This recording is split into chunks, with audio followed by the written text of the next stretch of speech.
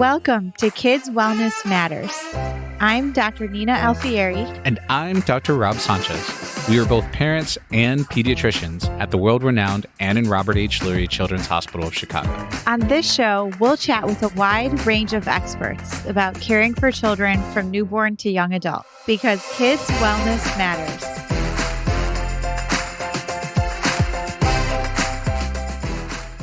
So Nina, I was reading with my older son the other day, and we came across a book that we had picked up along the way that I think someone had given us, and I kind of liked it. It was like Bodies Are Cool. And what I really liked about it is that it had all these different representations of different types of bodies. And I just thought that was really nice. Growing up, I don't remember necessarily always having the best representation of body types and how it was presented.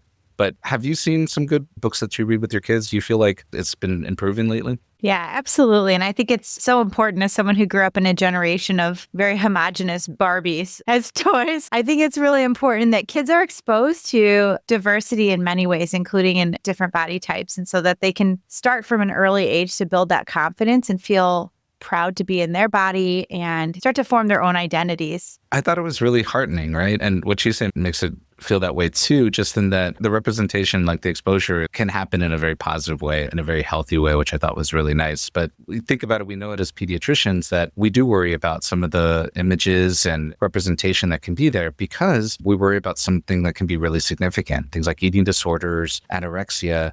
Those kinds of conditions, unfortunately, we've seen in recent years, especially after the pandemic, that they've been on the rise. And it's been something that is on my mind, something that I sometimes talk with families about just in terms of body image, eating habits, things like that. Yeah, absolutely. Even in the way that we talk about healthy habits visits or regular well checks, this is always in the back of my mind. How can we promote people having a healthy relationship with food and with the world and with their body? And this is something that kids struggle with, and I think has gotten more significant since social media has come about. So it's something that I think every parent should know about and should know also from an optimistic perspective about the treatment options that exist and the fact that kids with the right treatment can recover from this. So I'm excited to dive in and hear a little bit more about your conversation with Dr. Montalto.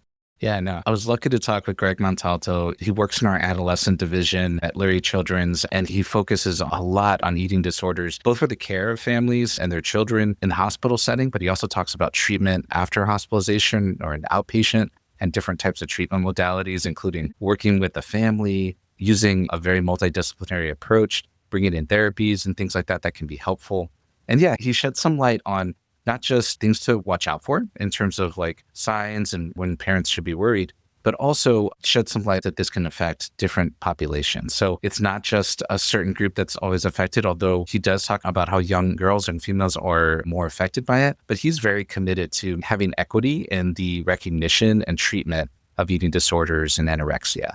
And that can be regardless of your socioeconomic status, your racial ethnic background, even your gender. We had a good conversation about how this can present in boys and young men. And so it was just a really good conversation. He definitely talks about how there's a lot of opportunities for treatment and ways for success, but that it is challenging. And I thought he offered some really nice ways of modeling good behaviors and really talking and connecting with families who might be struggling with this with their child. Well, I'm really excited to hear more about this. And for anyone who's listening who may be struggling with this, either as a child or a parent, I hope this episode gives you some helpful information and just the knowledge that there's help out there for you and that there's definitely something brighter on the other side. So looking forward to hearing this episode.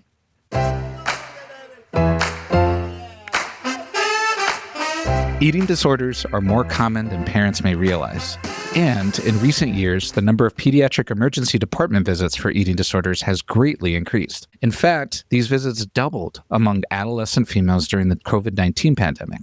Here at Lurie Children's, a team of providers lead evidence-based, comprehensive care for children with eating disorders through our eating disorder program. Effective treatment can be life-changing and, in some cases, life-saving. Dr. Gregg Montalto is a leader in this program and joins me today to discuss this topic. He's an attending physician in adolescent and young adult medicine and associate division head for our clinical practice in adolescent and young adult medicine. Dr. Montalto, welcome. Thanks for having me, Dr. Sanchez. I wanted to jump right in and talk about just people's perceptions of eating disorders. So many people may think of eating disorders or disordered eating as a behavioral choice, but it's in fact a brain disorder. Why is it important for parents to really understand this distinction? That's a great question because it gets at the heart of how we actually treat eating disorders, and more specifically, anorexia nervosa. One of the big myths is that it's a choice or that it is a sense of control. And on the outside, it appears that way. It certainly appears to be, I am trying to control what I eat. I'm trying to control how my body looks. But in reality, if we look at it as a complete loss of control to do a normal human function, to do something that we require in order to live, it makes it a little bit easier to get our hands around treatment. I look at kids as being terrified to eat. And if, I have never struggled with eating, I do not know what it's like to not want to have a slice of pizza. And a lot of parents are the same way. A lot of clinicians are the same way. And so I ask everybody, because pretty much everybody has an irrational fear.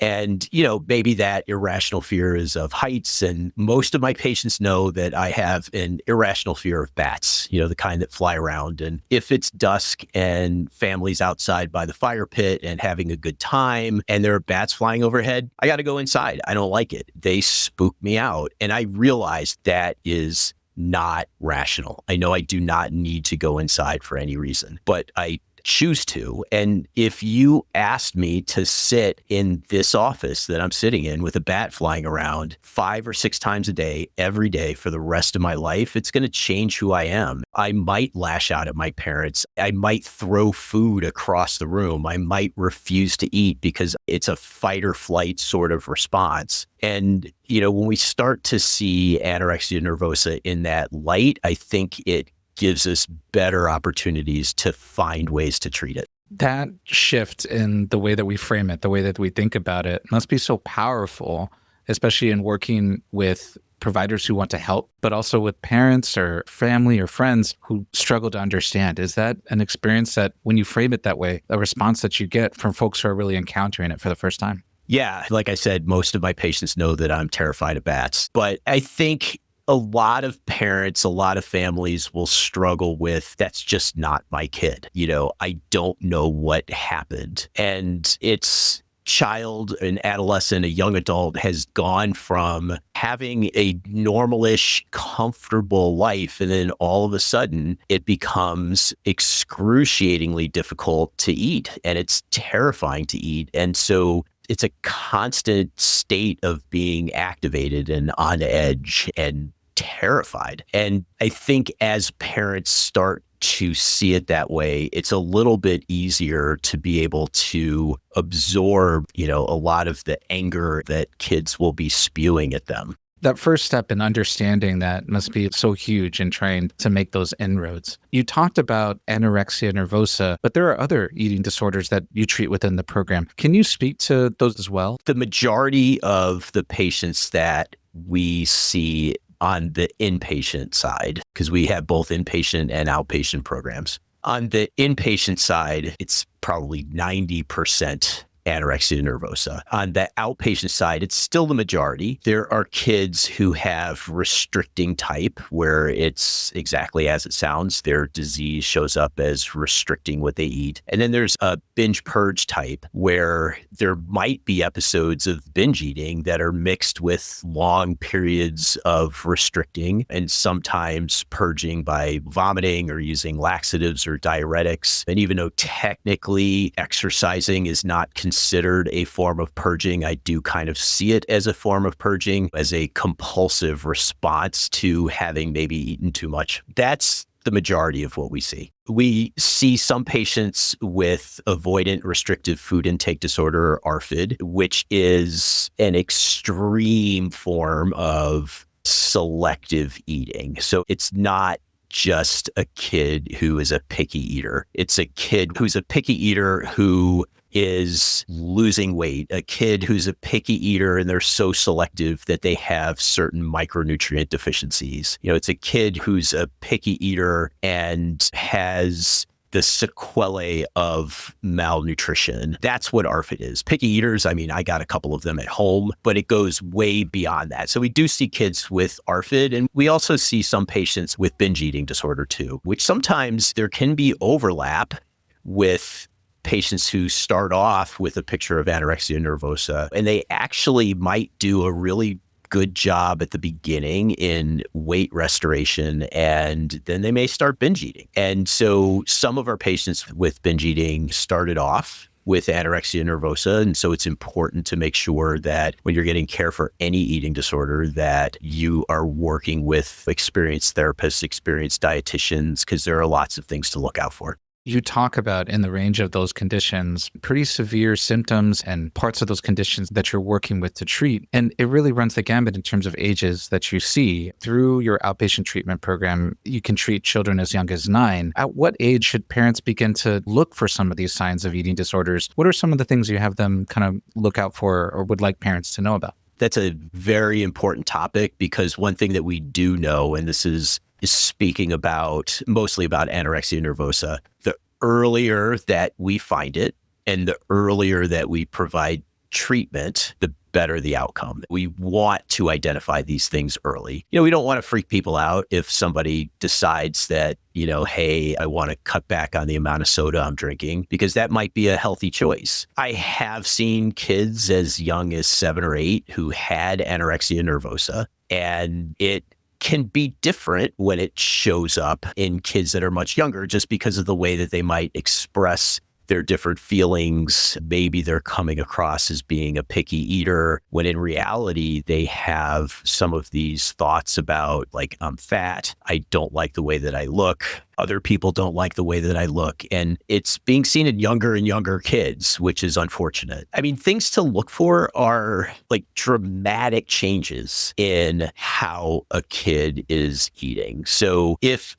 my kid comes home, says, hey, I just joined the swim team and I am going to be healthier and I want to exercise more because I want to be good, that, for the most part, like, all of that sounds very positive. If I find that he's getting up at 3 a.m. and exercising because he doesn't want me to know that he's exercising at 3 a.m, if he is not eating, it's one thing to say, I'm going to eat whole grain bread and I'm going to eat lean meat because I want to be like Michael Phelps and be an Olympic swimmer and I need to eat well to do that. That's one thing. It's another thing when you are eating far less of everything in addition to changing what you are eating. So if a kid goes from eating all the time and then you're like, wow, you never eat, you never finish your dinner, you're just picking at things, you notice that they're starting to lose a little bit of weight. They might be commenting on how they look in a selfie that somebody put up on Instagram. Just little hints like that early on, address it. I mean, it's okay to talk about those things with our kids. Those examples that you bring up are things that I see commonly in my well child visits, even in that age range. And oftentimes it does come with some concern from the parents of, you can get a broad statement, oh, they never eat in general, but you always kind of look a little deeper, right? I always bring up their growth chart and say, they're actually doing well. This is good growth from what we're seeing from before. But sometimes it does offer opportunities to dig a little deeper. Hey, there is a significant change. How do you feel about that? What patterns are you noticing differently? That's what I'm hearing from you, is like, those are the signs. Those are the things that you're kind of picking up on that might be a little bit more persistent than just these shorter term changes that we all know young children can go through, or even older children. Yeah. And I mean, you bring up the point of, somebody comes in for their school physical. I was a general pediatrician for almost a decade and, did a lot of school physicals over the years. And a lot of those conversations would be, hey, let's figure out how you can be more active. Let's talk about, maybe you are drinking a few too many Monsters and maybe we need to cut back on some of those things. And we have an issue in America and a lot of other places with increased rates of type 2 diabetes, increased rates of high blood pressure, and a lot of that is related to obesity. And so a lot of those conversations in primary care are around trying to eat quote unquote healthier. And anybody in the eating disorder world, we don't talk about healthy foods and unhealthy foods. All food is healthy. You should be able to eat all things in moderation and you should be able to enjoy a piece of cake. And talking about things as healthy and unhealthy sometimes makes it more difficult to treat kids who develop an eating disorder. But getting back to those conversations, I see a kid in August and, maybe their BMI is going up and I'm like, all right, well, what do you enjoy doing? Do you like playing soccer? Do you like running? Do you like swimming? Let's figure out what you can do and talk about one thing that you can do to maybe make a change. So don't drink soda anymore and drink water and see what happens. And the mistake that I was part of this group as well is that you see them next year and they come back the following year and you may say, hey, good job, you're doing well. Or you might say, well, nothing really changed and we'll have this conversation again. But then sometimes kids take things too far and they start to lose weight. And because they are predispositioned to have an eating disorder, they can't stop. So if we have that conversation with kids at a well-child check, we should see them back in 3 months. And that way it gives us an opportunity to say, hey,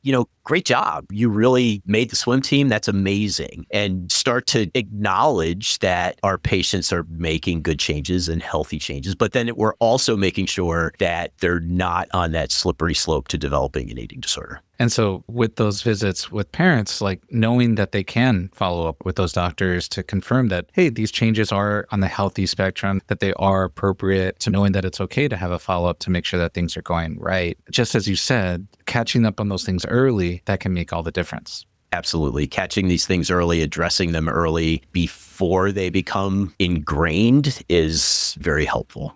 When we talk about some of the young visits, there can be differences in terms of how these eating disorders present. What might be some common sense to look for when it comes to eating disorders in children and teenagers that could be different, whether, in boys or girls, and how they present and how parents can look out for them? Really focusing on the fact that anybody can develop an eating disorder. We look at what we were taught in medical school. If we look at what movies about eating disorders show, it's rich white kids, rich white girls are the ones that develop anorexia nervosa. And that's as far from the truth we see patients from every walk of life, every socioeconomic group, patients with means. I've had a patient who, as soon as there was a question of an eating disorder, mother hired a chef. And I have patients whose parents have to work 2 or 3 jobs to make sure that they put food on the table. And so it's getting rid of the misconception that only certain kinds of people develop eating disorders is important. It's looking for dramatic changes in somebody's approach to eating or exercise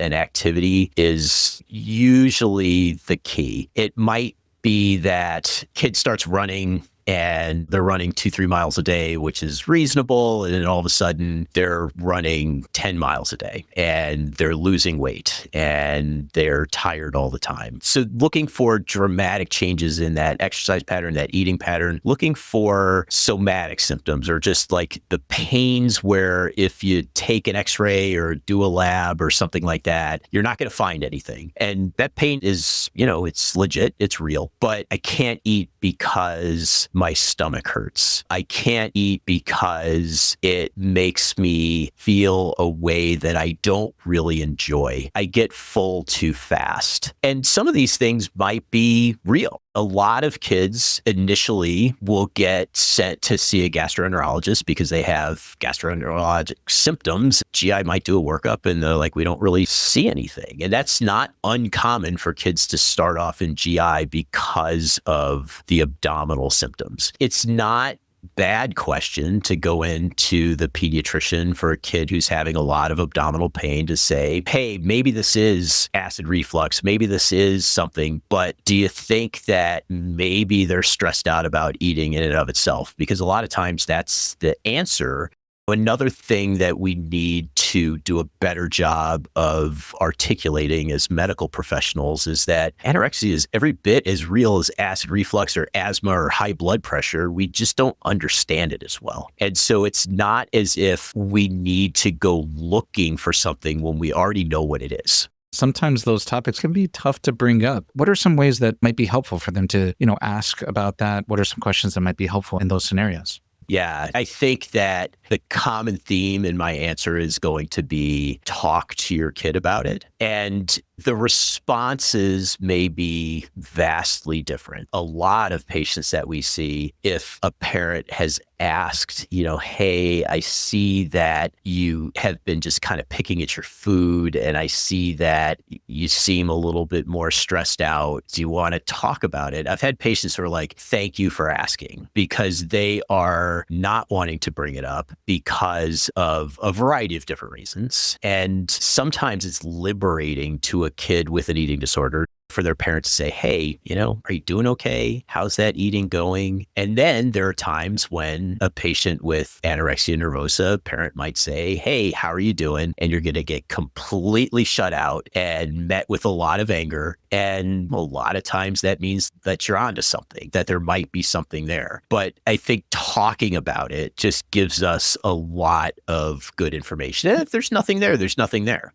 I could imagine as a parent, they're probably often trying to toe that line of, well, am I expressing support and concern in the right way? I don't want to nag too much.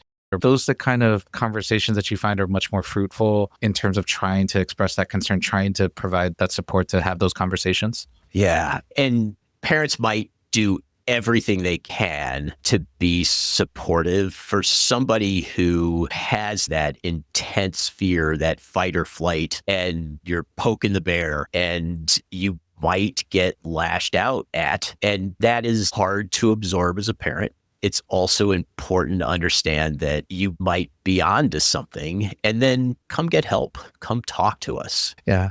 And you also talked about this already, but making sure that there's equity in eating disorder treatment is something that you're really passionate about. I would love to hear more about just why that's so important to you and how you really try and affect change in that area. I spent 25 years practicing medicine in the Navy. And within the Department of Defense, we have universal health care in our bubble. If you enlist today, you get the same health care as an admiral or general at the Pentagon. And you don't have to know what somebody's formulary is. You don't have to know what's covered, because everybody has access to the same care. And I retired from the Navy, and by far the hardest thing for me to accept is how the U.S. healthcare system works and how it does not work for far too many people. And I think that it is appalling that I need to look in somebody's chart to see what their insurance is, to know whether or not they're going to have access to certain kinds of care. That's one of the reasons why I actually love working at Lurie Children's, that we accept every form of Illinois Medicaid. And so I don't need to turn kids away.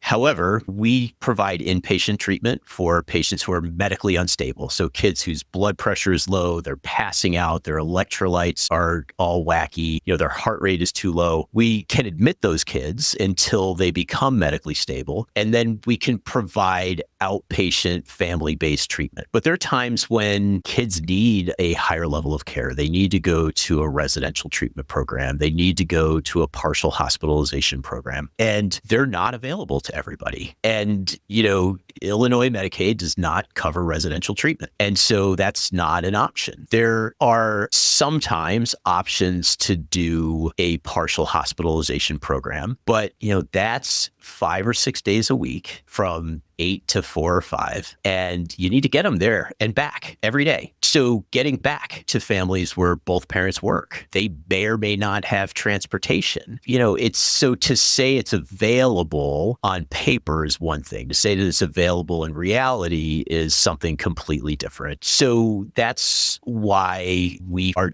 doing everything that we can to focus on the inequities in eating disorder care. The research that we do looking at differences in inpatient outcomes and length of stay based on insurance status, looking at how our Latine parents and families do with eating disorder care. And those families make up 30%, and this has been consistent in the 4 years I've been here, 30% of our patients come from Spanish-speaking homes. We need need to make sure that we can meet patients and families where they are in their context, because unlike a lot of other diseases, we put a lot of the treatment responsibility on parents and families. And so we need to figure out, how do we best support when the treatments are designed for the rich kid? It's great to hear you speak to that, because I definitely, in the work that I do and the colleagues that we have, we share in that kind of just worthy effort to try and make that care as equitable as possible and connect them with the services that they need. You talked a little bit about in the cases where you can connect families with treatment services. Can you tell me about what this family-based treatment approach is? Yeah, absolutely. So decades ago, the thought process for eating disorder clinicians was that, okay, parents, you screwed up, you couldn't feed your kids, step out of the way. And essentially, they would just remove the parents from treatment. They'd put kids in residential programs for a long time. People started to ask, it's like, well, kids spend a lot of time with their parents and families, and they spend a lot of time in schools. And so why are we excluding some very valuable treatment resources? And so that's how the concept of family-based treatment first started. And the evidence does support it. It does not mean that it is easy to do. It is not, because a lot of kids, I mean, imagine telling any teenager that you're going to do family therapy. It's not family therapy. It's not what you think of as therapy. It's family-based treatment. The T is treatment, not therapy, because kids don't want to talk about their feelings with their parents. And so I reassure them, you don't have to talk with your parents about your feelings yet. So it's broken into 3 phases, and they're on paper 3 distinct phases, but there are varying transitions between those phases. The first phase is focused on weight restoration. We don't take our eye off the fact that we need to get a kid back to a healthy weight. And a healthy weight is argued even in the eating disorder field. If somebody has consistently been growing at the 75th percentile since they were a kid, that's where their set point is. That's probably where their body's going to be healthiest. If they were at the 85th percentile, same thing. If they were at the 10th percentile, same thing. And so oftentimes we get growth curves that are, it's like, wow, this kid really was consistent before this all happened. When we talk weight restoration, it's getting them back to their old growth trajectory. And everything is based on, how do we get this kid to gain weight? And it involves food. Food is medicine. There are no medicines for appetite. There are no medicines for anything that is going to help, other than these kids just need more food. And so it is structured, and every meal is decided on by parents, and the timing of meals by parents.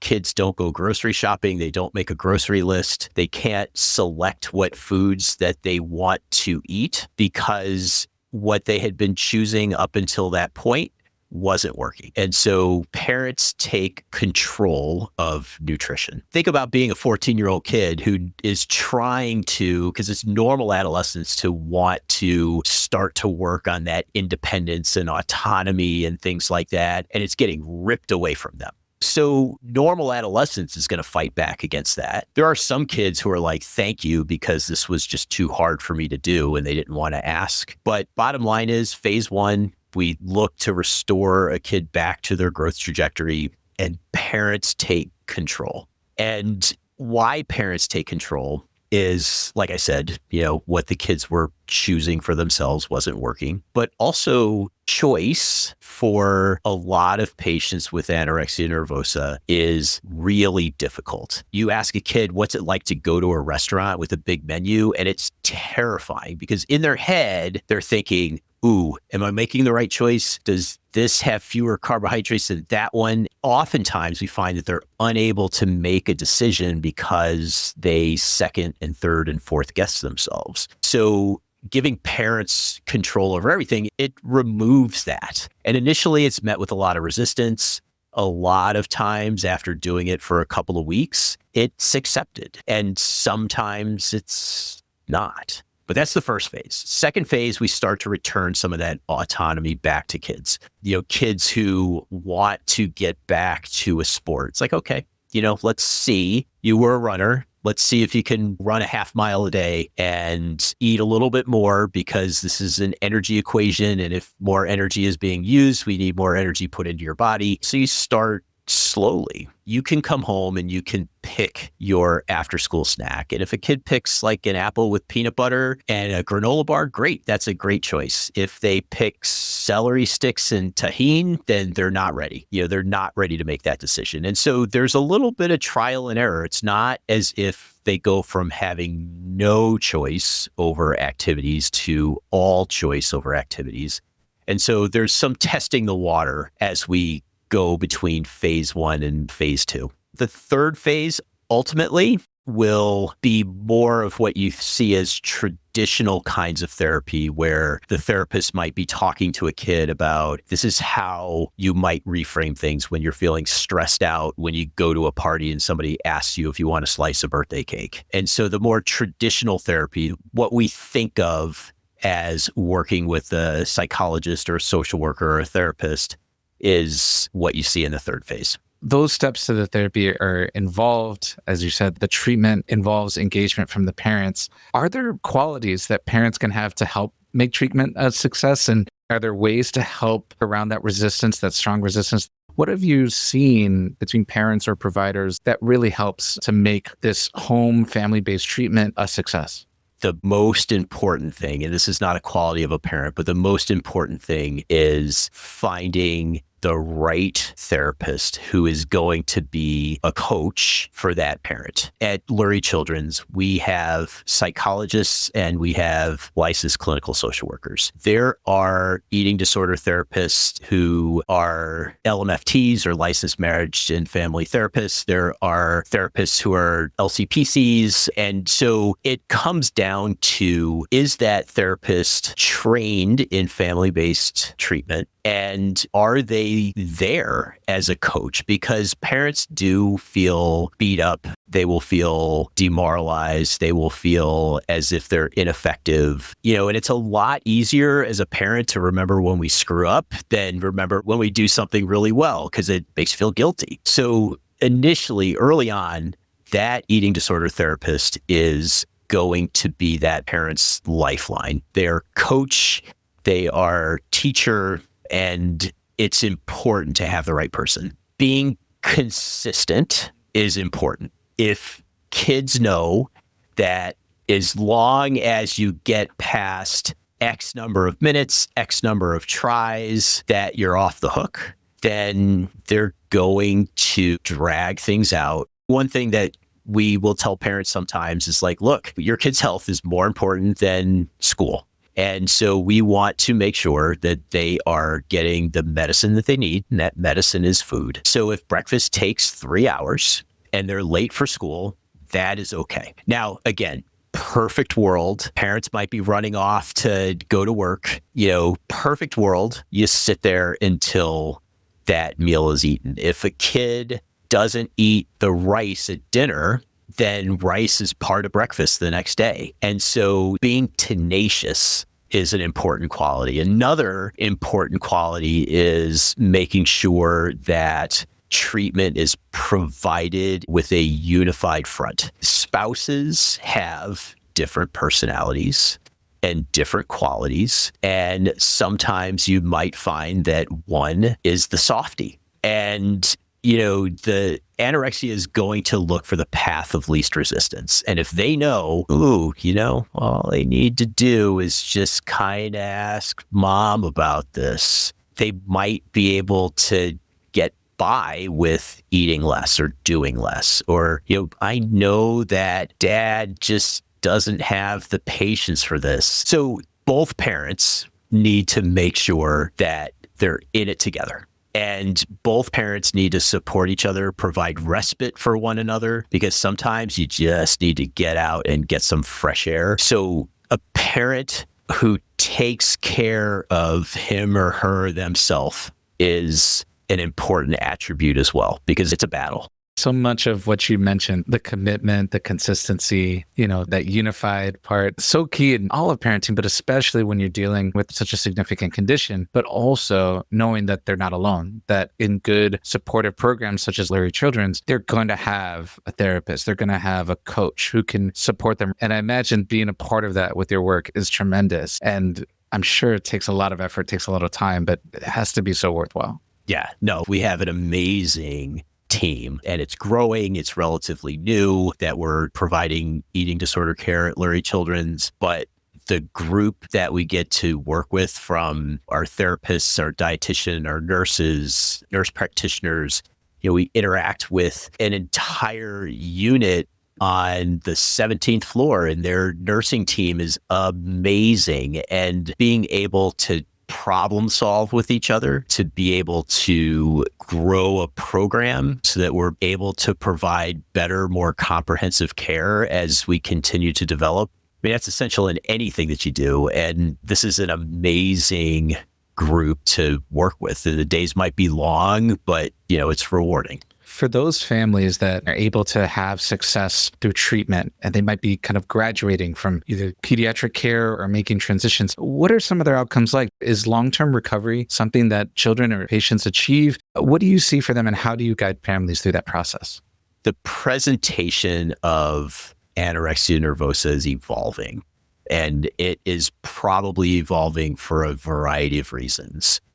Kids are exposed to media at a younger age. More or less, kids have unfettered access to, TikTok influencers. And so the way that patients are presenting it definitely seems to be different now than it was 10 or 20 years ago. When we talk about outcomes data, that's based on those patients from 20 years ago.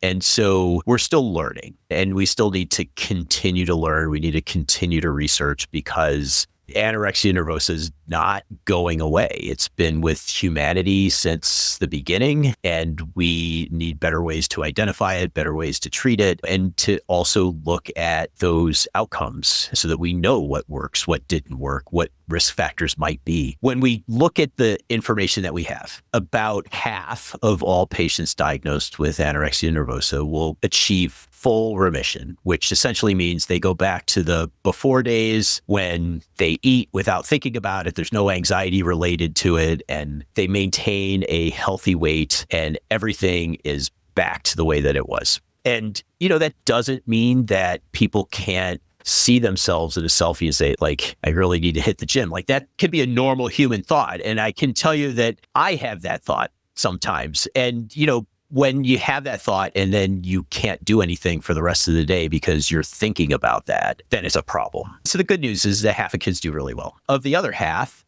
about half of them will get to a point of partial remission where physically they're okay. Their weight stays in a good range. There's a lot of stress and anxiety and work that goes into it. We probably all know people who fall into this category. And most people, once you figure out ways to help with that anxiety, they may benefit from some of that cognitive behavioral therapy that we were talking about before in a long-term way. A good number of patients, even though they don't fully recover, they still do pretty well. And there are patients who, unfortunately, are back and forth to the hospital multiple times, and it might go on for years. And we do everything that we can to try to prevent that from happening. We do everything that we can to support patients, to support their families, to figure out what leverage we have over the disease. I talk about that a lot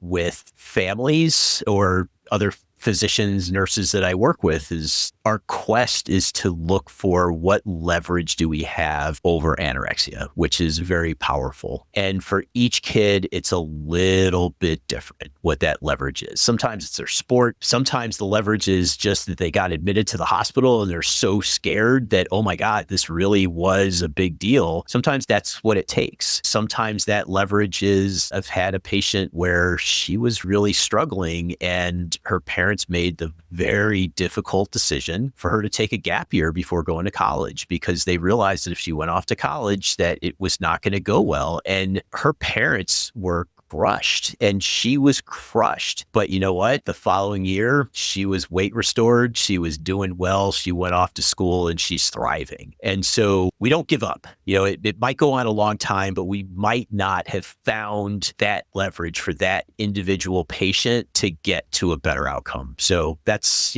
we just tenacious. Said that twice today.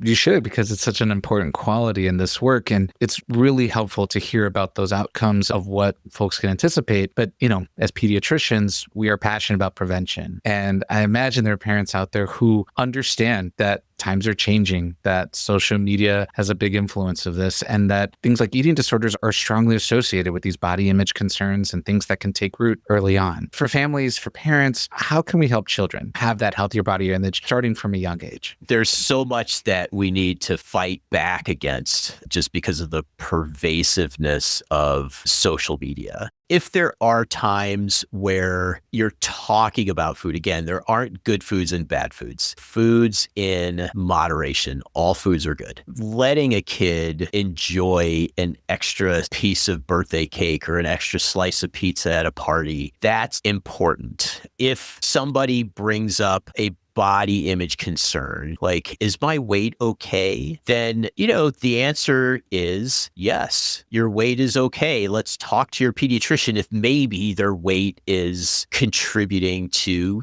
high blood pressure or type 2 diabetes or something like that. But we need to look at weight and eating in a completely different way, in a world where we're both working against an epidemic of obesity, which has its negative effects, and an epidemic of TikTok. And navigating those two is very challenging for a lot of parents. Being mindful of that messaging, right? Of things that the children are hearing from social media, but also from ourselves, from parents, of how we talk about our families, how we talk about our own bodies, how we talk about others, or even how other members of our family might talk about our children. Being mindful and awareness of that, I imagine that probably contributes a big amount as well. Yeah, if a kid has a question, then go to your pediatrician and talk about it. I would rather have information about nutrition being provided by a kid's pediatrician or family physician or nurse practitioner, and not an influencer on TikTok, which unfortunately is where a lot of kids are getting their information. That reliable source, that's so important in this day and age. And even more so, I just want to say that we're so grateful to have had you join us for this episode, to be able to share those resources, share some of that knowledge with families who care about this, to know what to look out for and understand a little bit more about these conditions and what can be done. And as always, just as you mentioned, to use this as a resource if they need to talk with their pediatrician, talk with their trusted care provider, and also talk with their kids about these things and provide them that good support so that they can lead healthy lives. We have additional information on our Lurie Children's website. If you Google Lurie Children's Adolescent Medicine, and if you click on the eating disorder link, there are ideas on books that might be helpful. There are handouts that some of our clinicians have developed. Most of those are available in both English and Spanish, because again, everything that we do, we try to break down those inequity barriers that we face. Which is so true. And those are resources that we'd also be glad to share with the podcast episode. Dr. Montalto, thank you so much for taking the time today, for all the impactful work that you do. And certainly we hope that this can go on to help lots of families. Thank you again. Thank you so much. It's been a pleasure. Thanks for listening to Kids Wellness Matters. For more information on this episode and all things kids wellness, please visit luriechildren.org.